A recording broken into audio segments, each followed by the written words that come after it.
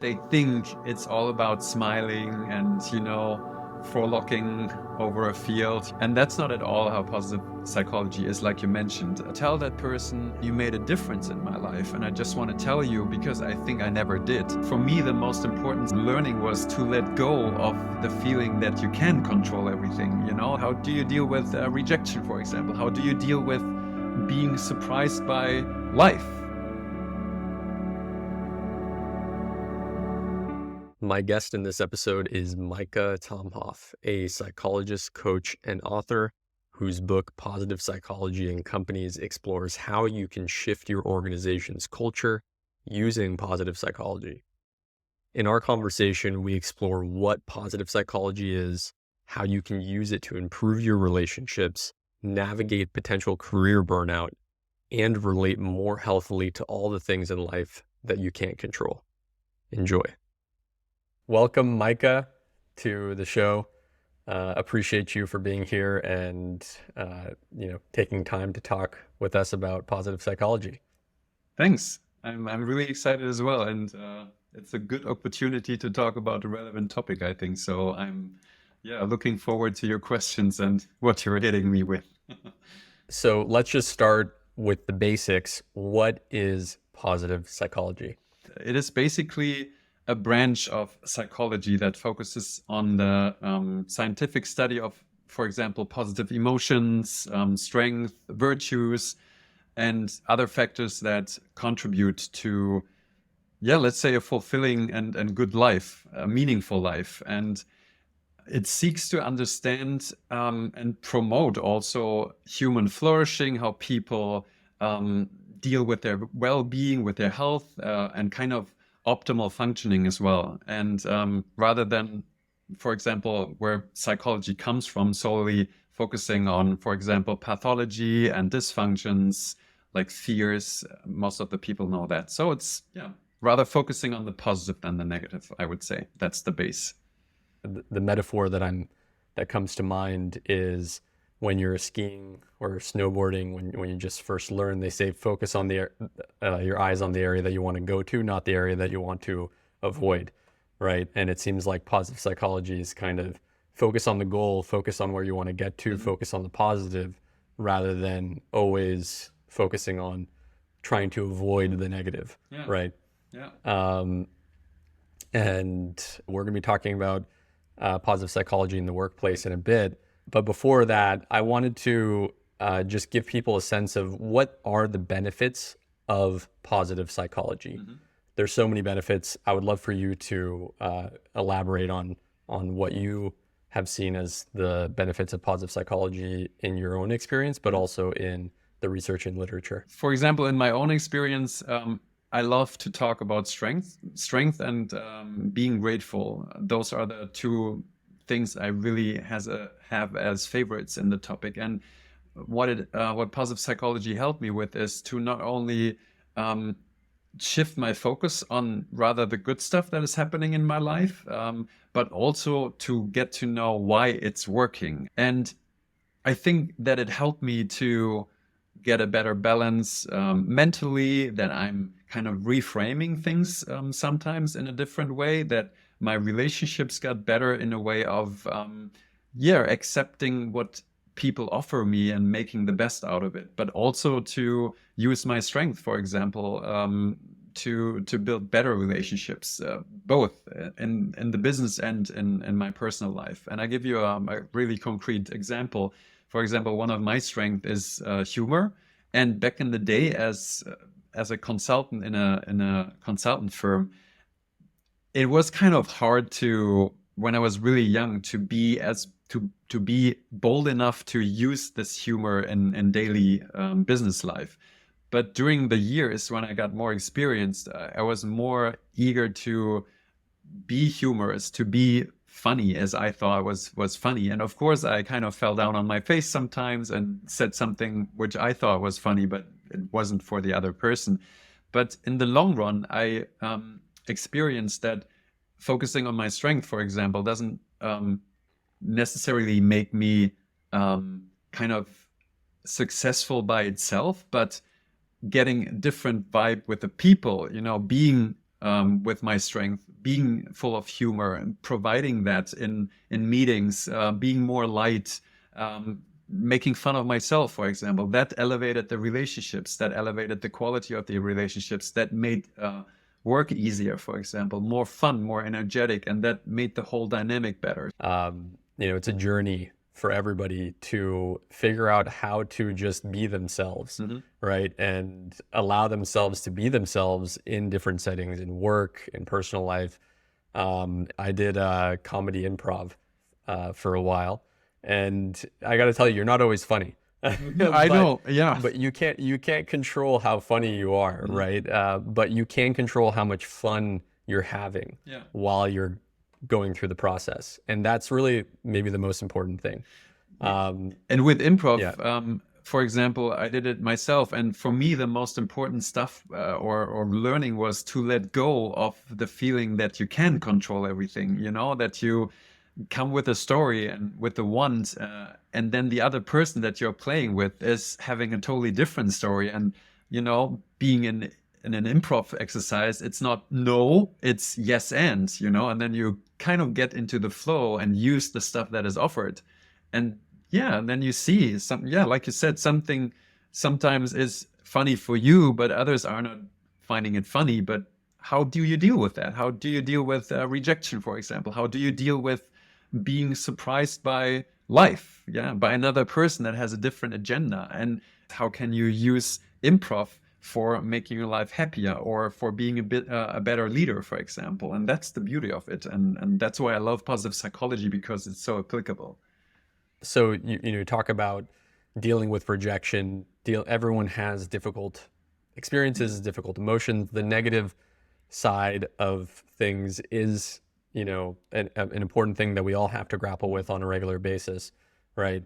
I want to talk a little bit about this before we get into providing people with some practical examples of positive psychology.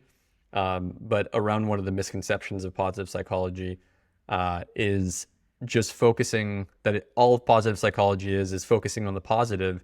And there's a term, toxic positivity, that a lot of people might be aware of, where people only focus on the positive and sort of repress negative emotions and maybe don't deal with them in healthy ways. So what's the difference between toxic positivity and positive psychology? How does positive psychology think about toxic positivity? So I think it's a really important topic, and it's one that kind of sometimes tackles workshops that I give, because people come there with a kind of defensive attitude that they think it's all about smiling and frolicking over a field, flowers and sun, and always laughing. And that's not at all how positive psychology is, like you mentioned. So I think the distinction between positive psychology and toxic positivity lies in their underlying principles and applications. So as I said, positive psychology focuses on the scientific study and promotion of genuine well-being, topics like resilience, for example, flourishing, I mentioned already. And I think toxic positivity involves excessive and often, I think, in my humble opinion, insincere emphasis on maintaining a positive mindset, the smiley attitude. And even in the face of genuine challenges and negative emotions, and I say negative emotions with a kind of, how do you say, with a twinkle, because I think that there are no negative and positive emotions. There are emotions, and some of them we like better than others. So we stick to the terms negative and positive, but in the end, every emotion has its purpose. Being in anger, setting boundaries, for example, or if you're disgusted by some food, this is sometimes, or was back in the day, a life-saving thing sometimes. So it's all good in some way. It's helping us to maintain a healthy state. But of course, we don't want to experience the kind of bad emotions that often. And I think positive psychology aims to promote a balanced understanding of well-being that encompasses both positive and negative experiences. And toxic positivity, on the other hand, kind of ignores or minimizes negative emotions and experiences. And I do get that people say, "Oh, that's not cool," but I'm really frustrated when people say, "Oh, positive psychology, it's the smiley science, where you only do jokes and kind of hug each other and that's it." It's yeah, and it's hard to get that out of people's heads again once it's in. So yeah, I wanna say that positive psychology kind of acknowledges the importance of accepting and processing all feelings, not just the so-called positive ones. That's the big difference, I think. Thank you for that. I think it's an important topic to talk about, and I think a lot of people who have a cursory kind of have heard about positive psychology may be thinking this. I want to ground this right now into actual practice and experience. Can you show us or demonstrate a practice or an example for listeners to how they could use positive psychology to address difficult emotions? Yeah, and I want to kind of connect it to Rosebud, your product, your journal, because it's in there already. So and I'm using it on a daily basis. So when you kind of start your evening reflection, for example, there is I think you call it the rose, right? The good thing that happened, one good thing that happened. And in positive psychology, I think the most known exercise that demonstrates a key principle of positive psychology is the three good things exercise. And this exercise involves positive experiences or things that happen during the day along your journey along the day. And the good thing or the most important thing, I think, is that you also write down why it was important to you, the reason behind it. When you do it a couple of times, a couple of days in a row, your mind is searching already for stuff that is good, that you like, that is positive, that creates positive emotions, for example, that creates positive relationships with other people. And I think this exercise so well promotes gratitude, positive reflection, and the recognition of positive events in daily life, which are central to positive psychology. And another one that I really like that kind of is even more powerful, and I would love to do it with you now, but due to the kind of short time that we only have, I tell it to you, and I would challenge you to do it maybe afterwards, and I want to invite everyone that listened to do it maybe as the first thing after stopping the video or seeing our talk, our conversation. So what I sometimes give people in a workshop, I tell them to take a few moments to think about the people they're grateful for, but haven't yet expressed their gratitude to. So I invite them, and if I told it to you, I would say write down the good things they have done for you and why it was so important to you at that moment. So kind of like the three good things. And then I would invite you, after you finish the list, to pick one person, or to take the person that then pops up in your mind spontaneously, maybe, to tell it to that person, to kind of take your phone, do a video call, do a normal call, record a voice message, or even write a text to tell that person, you made a difference in my life. And I just want to tell you because I think I never did.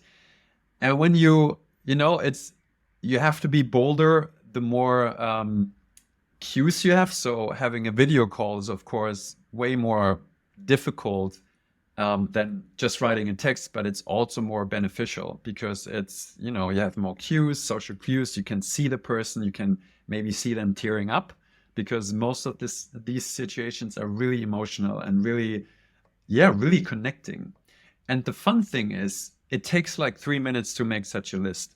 And it takes maybe 3 to 5 minutes to make that call, write the email, or do the voice message. But the impact that those little things have can be really profound, and they can promote a better relationship, a higher quality in relating to each other. They can show, hey, I'm a role model in being grateful for things. They could focus again the positive stuff that happened in my life, and they promote and make it easier and more common to get in touch with the person and actually tell them what you already had in your head or in your heart. In that way, when you're reaching out to somebody, you're basically becoming a beacon of positivity for not only yourself but those around you. Exactly. Right? You're sort of ingraining that positivity into your relationships. Yeah. And another thing I love about the practices that you mentioned, there's a metaphor I sometimes use to think about the mind as an engine. That we tune for a particular thing, right? So it's like we have an engine in our car, we're going on a trip somewhere, the trip of life, right? And the way that we tune the engine can really impact the way that we drive, right? The way that we go through life, right? And in a way, this is kind of the thing about positive psychology. When you ask yourself to look for things to be grateful for about your life, about other people, you're kind of tuning the engine, right? Each time you do that, you tune the engine, and the engine is going to be more likely to look for positive things about yourself, about your life, about other people, just through the practice of doing that, right? Similarly, on the other side, if you tune your engine to look for negative things, you'll always be noticing, the quote unquote negative things in your life or in your relationships or whatever it is, right? So a lot of the beauty of this in this metaphor is that these practices are helping us tune our engines to, have a more enjoyable journey, and a journey that really sees the positive aspects of life rather than just focusing on the negative ones. But speaking of the quote unquote negative ones, the examples you just provided are great in terms of tuning the engine toward the positive, but how might somebody who is experiencing negative emotions apply positive psychology toward, a feeling of anger or despair or, grief, whatever it is? What's a practical example somebody at home could use if they're experiencing uncomfortable emotions? One of the most effective things that I got to know in the last couple of years was that the quote unquote uncomfortable emotions do tell something. They kind of tell us something about our needs, our values, the attitude that we have. And I used to be, and I'm still good at finding solutions. So I think five to 10 years ago, I was so good at, not even feeling the bad emotions because I always found some way to kind of cope with that, to use humor, for example, to kind of wash it away, to use gratefulness, for example, as a means to avoid those negative emotions. And one of the things I learned through coaching and therapy and relationship problems as well was to kind of let the feeling or the emotion go through me and not kind of interrupt it and wash it away, because in the end, all those emotions are stored in your body. So what I think that most people do is kind of they suppress their emotions. They kind of push it down like a ball in the water. You use a lot of energy to push it down underwater to not make it seen. But the second you're kind of leaving your hands off the ball, it's kind of, popping up above the water again. And then there it is. You get splashed the water in the face. It's all there on top of everything. It's, disgusting. It's uncomfortable. It's probably coming out at the wrong moment, as it always does. And one thing that people could do is to really realize what's going on. Hey, I'm feeling angry right now. I'm having a high pulse. I'm having a red face. I'm sweating under my armpits. My hands are sweaty. I don't know. My arms are numb. Whatever physical feelings or sensations you feel, to just realize that, to notice that, and to kind of not judge it. And then afterwards to check in with yourself. What need is not satisfied? Why is this emotion coming up? And then you can kind of apply positivity and positive psychology again, thinking about, okay, for example, in that specific example with a colleague. So yeah, I'm feeling angry towards the colleague, but what is my part in this? What can I offer? How can I be vulnerable towards the person?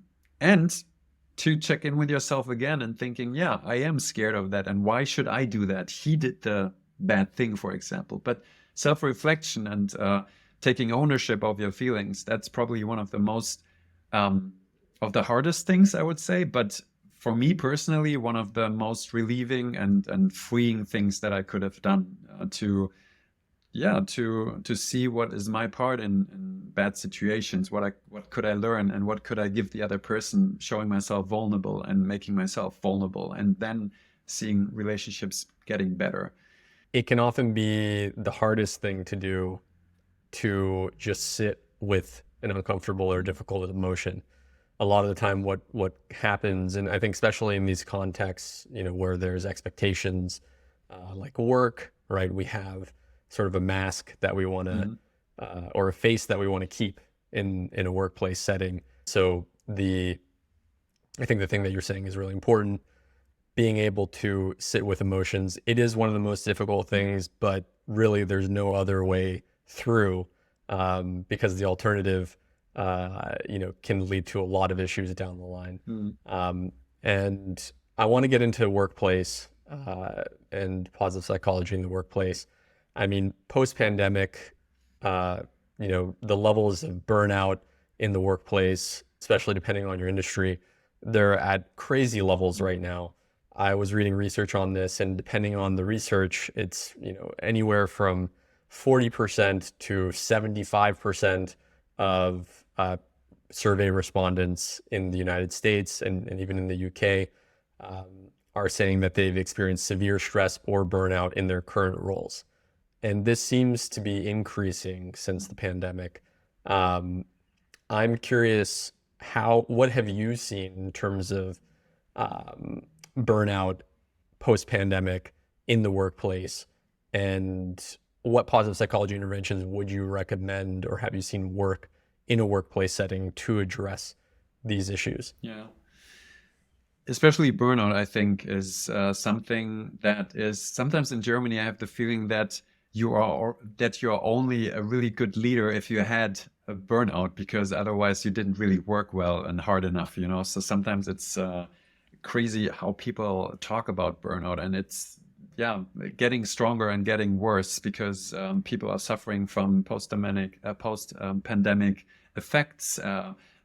We are still, doing a lot of remote work, and this remote work, as effective or as efficient it can be, it's also standing in the way of one of the most important things of us humans, us social beings, and that is fostering social connections. And of course, and we do it now as well. We can talk over a platform, we can talk online, but to be in the same room, to kind of be able to kind of pat the other one on the back, to touch the other person, not only mentally or emotionally, but physically as well, giving the other person a hug, shaking hands even. Those are things that are kind of engraved in our DNA. We need that. And I think that those are the things that are most dangerous in the workplace right now, that people are just focusing on the work and on getting stuff done, that they have their back-to-back meetings, and then they don't even check in with themselves. They sometimes don't even eat, or they eat while they're having a meeting. Some people are calling me or are in coachings with me, and they're asking, so how can I get some fresh air? I'm just sitting in front of my computer. And then we are talking about, so yeah, are there any meetings that are not really necessary for you to be visible, and you can be on the phone taking a walk outside, maybe, through the forest, for example, if you live close one. So what is good, besides gratitude, for example, or focusing on strength, is seeing how you can balance the stuff that is giving you energy, for example. And those can be physical exercise like walking, for example. Those can be the gratitude journal that I talked about, which is really doing a good job against depression, for example. And with burnout, for example, I would say what I experience is to check in with yourself and make a list, for example. That would be one of the exercises I sometimes do during coachings. Make a list of people that are giving you energy, that are not draining it.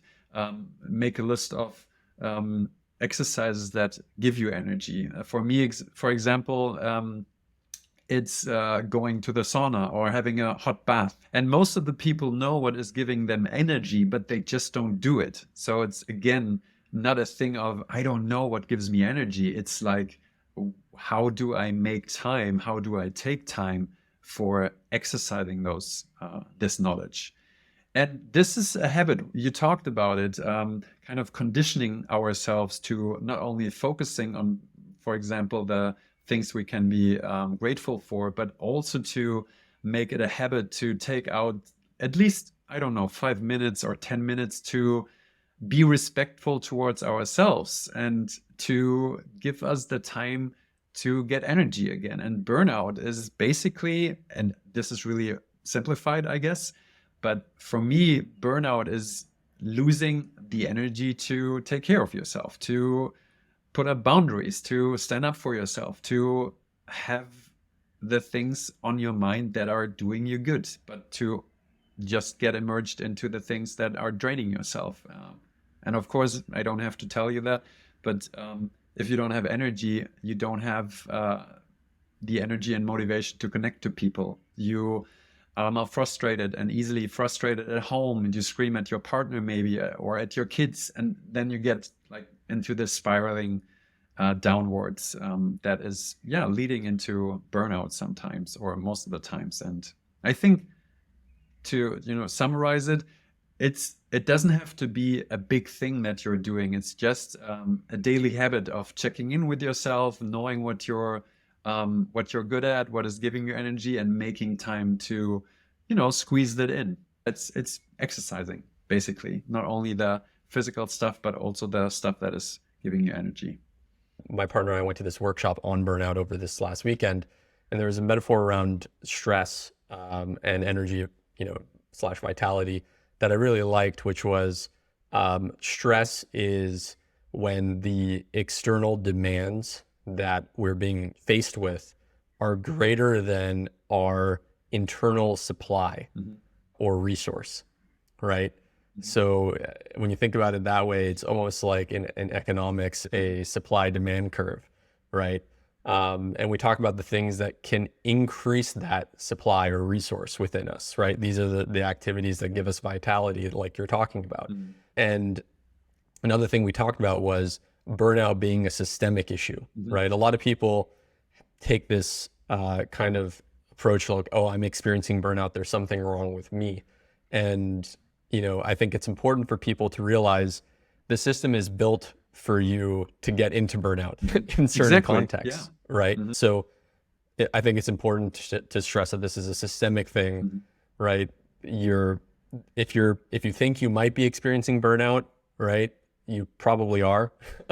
It's another thing, right? A lot of people are like, my partner was like, am I experiencing burnout? And, and I think another thing here is that I got direct experience of through my partner, which I didn't know about before, which was, in her case, it was actually the company had gone through such systemic and seismic shifts so constantly and had so many rounds of layoffs and uncertainty, and, she would do something and then that would change, and right. The emotional burden of that lack of control that was leading to the burnout. So there's also that kind of burnout, and I want to make sure people, give themselves the permission to notice that, hey, I might be experiencing burnout for a variety of reasons, and to trust that, right?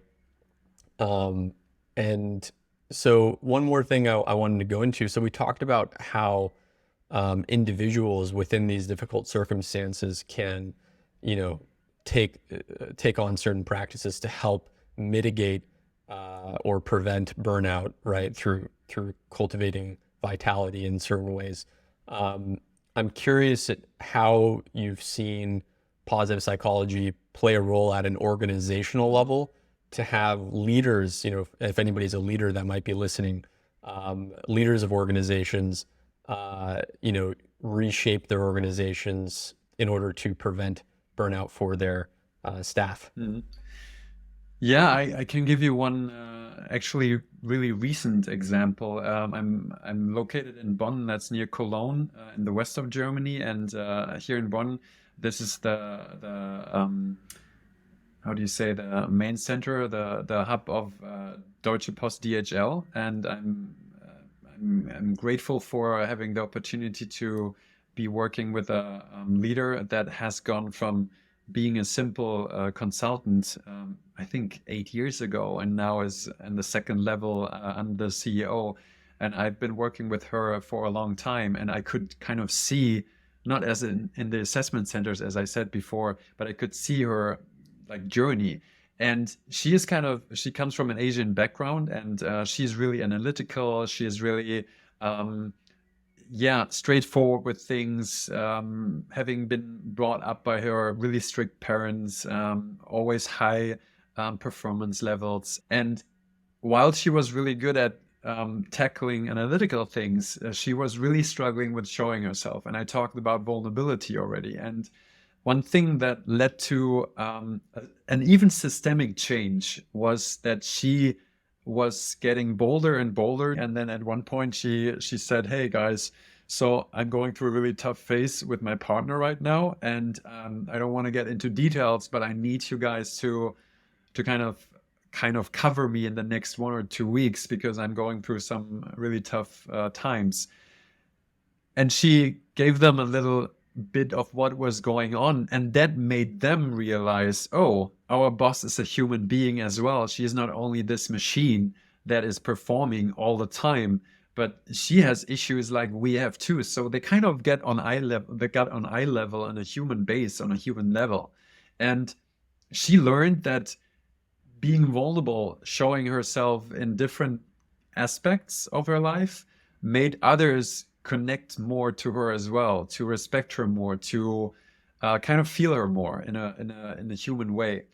And now she is using this vulnerability, not all the time, she's not all of a sudden running around and telling about her struggles in life all the time, but sometimes when she thinks the others don't have the full picture of her. And again, of course, it's not easy to show yourself vulnerable. The higher you get as a leader, the more you get maybe into management, not leadership. You're managing your projects, you're monitoring your people, you're breathing down their necks. You're more about facts and figures than about emotions and needs. But in my opinion, leadership is more being a role model for things that you want to see more in your organization. And talking about systemic change, who can provide this change? It's mostly the leaders that can actually change things. And that's something that I tell people. You ask about what could leaders do. Sometimes it's just being more grateful to people, focusing on the stuff that is working as well, instead of always trying to distinguish fires, to put out fires. That's probably what most leaders do. They try to solve things as quickly as possible, but to take time to do the little things that provide that are appreciative, that are grateful, and those things. And you're a leader of a company as well. It makes a huge difference if you go to a meeting and you're only tackling the bad stuff that is happening, or if you take even 5 minutes to appreciate your people specifically by saying, "Hey, Mark, I really appreciate you." And you used your strength of humor there, how you turned the client around, that we had. And I like that. I really love how you give that to our team. People, you can see it. They are sitting up straight again. They are like, "Oh, my boss saw this and he didn't even see it. He just told it to me in front of the others," And it makes a big difference. All those little changes can lead to bigger changes. And yeah, it's just a matter of where you start and what you try out, what fits to your person, I think. It's almost like positive psychology is a means of cultivating vitality. Mm-hmm. Not only for yourself, but for others as well. So in the example of the leader pointing out things that are positive, that, people that they're working with have done. That little interaction is actually kind of like a shared vitality boost between you and the employee, Yeah. right? And we talk about this kind of curve, this supply demand curve of like the demands that we have versus the resource, right? This is a way of building up that resource so that we can take on the demands that are in front of us, right? If we're constantly just receiving demands and uncomfortable emotions and we don't have that internal supply, right? How are we actually going to have the energy, the raw material to actually be able to execute on these things, right? And I don't think that it's a mystery when you think about it in that way, that implementing positive psychology in your own personal life and in the workplace is shown to actually lead people to be more effective in their work, to learn more quickly, right? To have increases in actually like cardiovascular health, right? Like these are physiological fundamental things for people. And we don't often think about it enough of how are we cultivating vitality for ourselves and for others in our day-to-day life and in the workplace. So I love the examples that you're providing there. There's another topic, we talked a little bit about lack of control and overwhelm. There's a topic that, a lot of people experience a lot of overwhelm and lack of control when we are confronted by it, and that is the news. So, right, we have all these global conflicts going on. We have upcoming here in the United States is the presidential cycle, and that's starting to take over the news cycle here. How might people who, particularly people who find that they're very affected by the news, I've been this person in the past where I've actually gotten sick, physically ill, from, just consuming news, right? So for people who are really impacted by the news and overwhelmed about all the things that are happening in the world, all the things they can't control, what would your recommendation as a positive psychologist be to those people? So I would love to ask you back, how did you solve that? Because you said that you were a person like this. Did you change anything with your behavior? Yeah, I can tell you what worked for me. So for me, it's really a couple of things. It's radical acceptance, right? And focusing on the things that I can control. And in that radical acceptance, there is grief, right? And I think that's a challenging thing, when we accept things as they are. Sometimes there's a grief to it. Sometimes it's not going to go the way that we want it to go, right? But accepting things the way that they are, getting curious about why things are the way that they are, right? Trying to understand them, and then focus on the things that I can control. That's what has helped me personally. So I don't know if that relates to, the teachings of positive psychology. Yeah, I mean, the studies are full of experiences like you experienced, and I think that there are two really good things about it. So first of all, when you say we have little control over things, we do have control over what kinds of news we're taking in, and if we are taking in news. For example, I can just tell you about myself. When I was, I think, 19, I'm 46 now. When I was 19 and starting to study, I didn't have a TV anymore. And I know this is crazy for most of the Americans, because as I've spent some time in America with friends for a couple of weeks or even months. And in my experience, the TV back in the day was turned on constantly. It was basically the background noise that there was, even with, starting breakfast. And when I started studying and I didn't have a TV anymore, and that was times when there was no like flat rate yet, you didn't have Netflix or other streaming services yet. But not watching news, not getting newsletters that, of course, are focusing on the negative, because that's engaging us. If you say, yeah, there have been 3,000 flights over America today that got home safely, nobody is interested in that. But you have one accident, one crash of an air flight, this is interesting. We are drawn to the drama. We're drawn to the negative stuff. And that's a different topic. I could talk about that too. But that's how we survived back in the day, that we were focusing on the dangerous, on the saber-toothed tiger, for example. The people that focused on the flowers at the side of the way, those got eaten probably. So we are not really those are not our roots. So I guess choosing, and this is positive psychology in terms of mindfulness, for example, choosing what you're kind of letting in, what you're letting yourself be influenced by. This is a huge step of filtering out what you're dealing with. And if you choose, and acknowledging that things are not controllable all the time, and manage those emotional responses, and I talked about mindfulness, or for example, deep breathing. You could manage the emotional impact of news stories by recognizing when a news story triggers a strong emotion, like frustration, for example, or helplessness, and then kind of feel it, like we talked in the beginning. And then, of course, you talked about how you respond to that.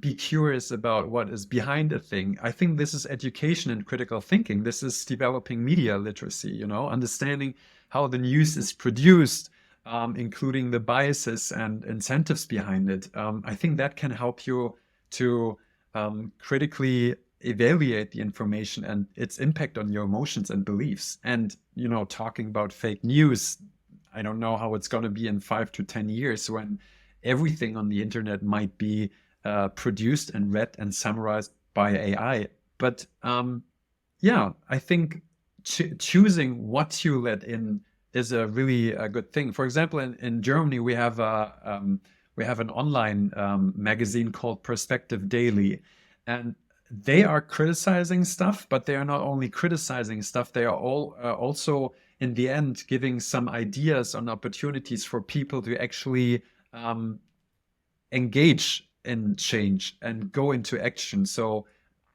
kind of turn the information into action, use the news as a prompt for positive action. And that's what I love.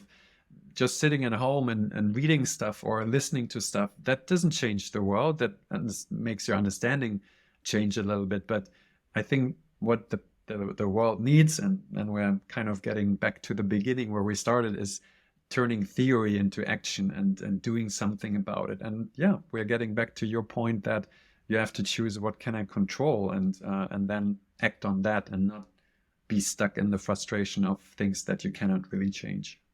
The piece about choosing is so important. I forgot to mention that is a thing that I have done as well. I was consuming things from all over the place, and it's honestly a difficult thing to figure out how to do. There's so many news sources that are publishing so much content all the time, and then if you account for social media as well, you can receive things from all over the place. So choosing what you consume, it's very important. It's like choosing the food you consume, right? It's very important. What source is this food from? Is it organic, right? Is the news organic? These are important things. So I'm glad you mentioned that as well. I have one last question for you, actually two more questions. Where do you see positive psychology heading as we look forward in the future? Or what are you personally excited to explore in positive psychology kind of looking forward? So what in the future is for me most interesting, for me, an area that I might be focusing on. And, I'm talking to you as one of the Rosebud founders. And of course, AI is something that is, all over the place right now. And me as a psychologist, I'm lucky that I'm drawn to technology. This is something that I feel good with, that I'm curious about, that I learned that from my childhood. I was, using my dad's PC. I was kind of building it and changing things, and I was hoping that I got it done before he came home from work. So I learned things by heart, even if I'm not one of the kids that grew up with a mobile, for example. But this is fascinating to me because I'm asking myself, is that kind of making my job irrelevant? When there is AI and I'm using Rosebud on a daily basis, I said, And I had so many aha moments already when Rosebud gave me some insights or some good questions. And I thought like, whoa, wow, that could have been my therapist, right? That is my coach that is asking me a really good question. And I'm asking myself, so what can I do as a human being? What can I provide? And I'm thinking, yeah, how can I um, educate people about AI? What might AI play for a role in a couple of years? How can we kind of get into that, not fearing it too much, but not being too naive about it? How can we educate AI so it maybe gets to a point where it's actually helping us? Um, yeah, and I'm really fascinated by those endeavors and by those things that are happening right now. And I'm not really sure where that leads, but I definitely want to be engaged in that. I'm passionate about getting to know that, to use that to the human benefit, yeah. To not be scared about it, but also to maybe combine it with positive psychology. And that's what we are doing as well, to bring positive psychology into Rosebud, to talk about it right now, to combine it with the tangible stuff that is happening in our daily lives and that is just in front of the door. And I think that we are kind of touching the recent developments, and that so many people don't even know about AI. And sometimes in workshops, I'm asking, I'm talking about ChatGPT, for example, and there's still, I don't know, if I have a crowd of 20 people, there's still a third that has never heard of it. And I'm like, what? Dudes, people. So I have a little AI teaching then. Also, that's not the topic at all. And of course, I want to kind of, yeah, I don't want to, and that's what I did like in the beginning when I started with positive psychology. I don't want to be a guru about this is the holy grail, this you should all do, but I want to provide a perspective that people could be comfortable with and then take home and develop it themselves. So yeah, definitely positive psychology and AI. That's one of the hot topics I'm dealing with, and I'm wanting to stick to it. If you are a Rosebud user or curious about Rosebud, Rosebud is an AI-powered journal, and we have actually partnered with Micha to develop a positive psychology journal where you can experience the kind of the benefits of positive psychology frameworks as you're talking about anything that you might be dealing with in your life. So definitely check that out. And I'll include for anybody who's interested and wants to learn more about positive psychology and more about Micha, we'll include links in the notes.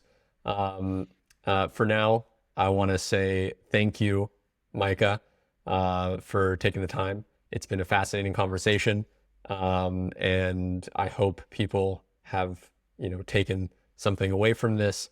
And yeah, I just want to thank you in the spirit of gratitude and positive psychology.